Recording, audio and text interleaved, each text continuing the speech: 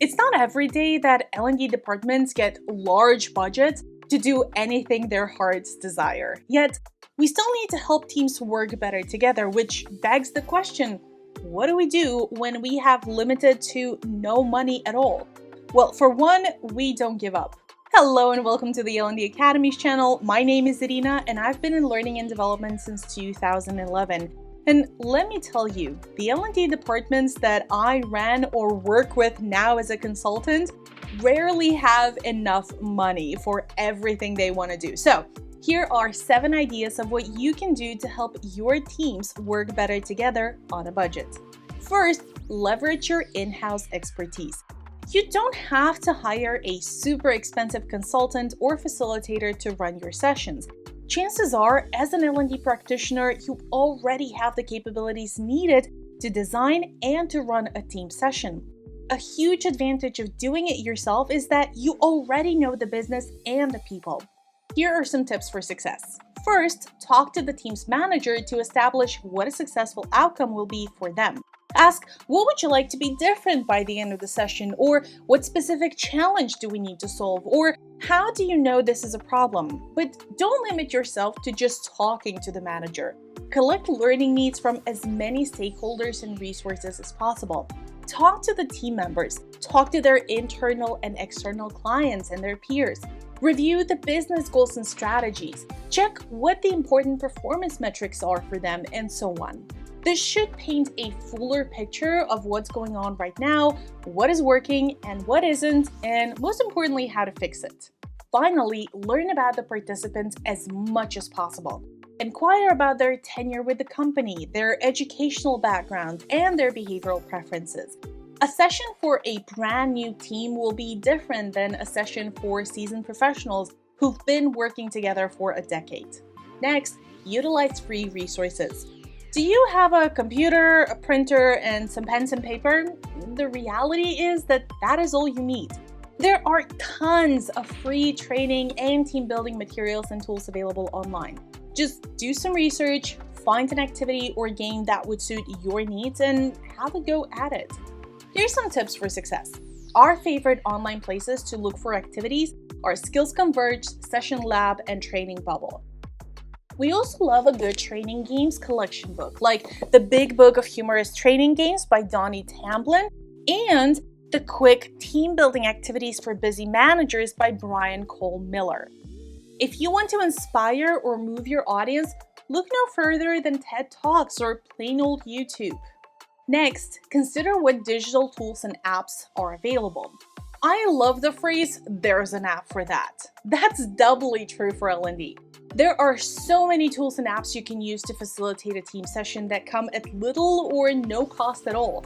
A Slack channel, a whiteboard, be that virtual or in the room with you, an interactive escape room, a virtual meetup space. Find the ones that can help you. Here are tips for success. Some of the tools that we like to use are Canva, Miro, Kumo Space, Daresay Check-in, and even PowerPoint. You can use them for both face-to-face and virtual sessions, so do give those a try. Teambuilding.com also put together a wonderful list of online tools and software for virtual team building sessions, so make sure to check it out. The link is in the description down below. The next idea is to use creative problem-solving activities. Sometimes, all it takes to get a team to start working together more effectively is putting them in a situation where they need to solve a common challenge. And you really don't need any fancy materials, props, or facilities to organize a hackathon or an idea marathon, where teams work together to solve business problems within a limited time. How can you make it a success?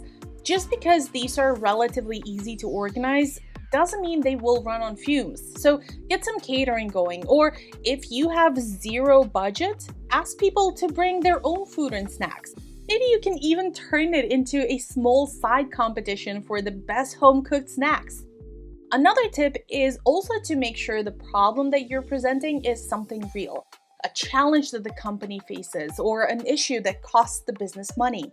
Otherwise, it will feel like a tick-of-a-box exercise without any real-world consequences. Another thing you can do is to engage the community. Chances are your local community already has tons of opportunities that you can get involved in. And again, Nothing rallies the troops better than working towards a common goal. Maybe you can go to the local animal shelter and help by taking some doggos out for a walk, or join forces with Habitat for Humanity and help build a house, or help with a food drive for low-income families in your area. Here's some tips. It is best if the community activity you decide to engage with aligns with your business's values. For example, if one of the company's values is being environmentally conscious, it would make sense to get involved in local park and highway cleaning initiatives. Also, check to see what local businesses might be interested in partnering with you. They can do it as mentors, coaches, motivational speakers, or just for networking. Next, use some case studies. There are so many stories from around the world of when things worked well and when they didn't. Why not use those stories as case studies and have the team discuss and collaborate on a solution? How can you make it a success? Well, first, find case studies related to topics that are relevant to the team members. It doesn't have to be from the same industry, but they need to be able to relate to the main characters. For example, a team of software engineers would love to know how Microsoft solved its infamous cloud issues. A marketing team would probably be more curious to learn how Apple came on top after almost going bankrupt solely because of their marketing efforts. Another thing to remember is that while it would be great to get real-world case studies and share with a group what happens in reality, that may not always be available. So it's okay to make up your own case studies or stories. Draw inspiration from your experience and then just modify it to fit your audience. The last idea is to use role-playing scenarios. There are very few things that simultaneously make grown-ups roll their eyes and still have tons of fun. Roleplays usually fall into that category.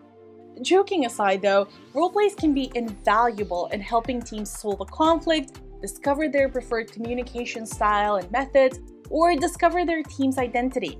The good news is that it doesn't cost a thing to find appropriate roleplays online or create ones yourself. Here are some tips for success.